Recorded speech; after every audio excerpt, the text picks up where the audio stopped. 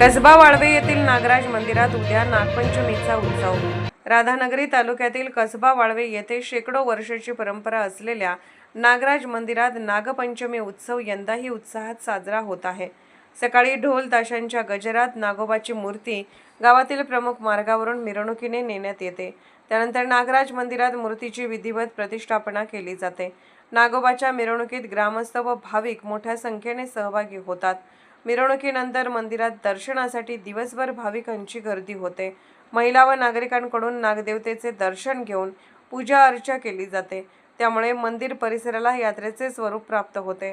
नागपंचमीच्या निमित्ताने दुपारच्या सत्रात लहान मुलांसाठी विविध मनोरंजक स्पर्धांचे आयोजन केले जाते। यामध्ये बालकांचा उत्स्फूर्त सहभाग असतो। मुलांच्या चेहऱ्यावरचा उत्साह आणि स्पर्धेतील चुरस यामुळे उत्सवात आणखी रंगत भरते।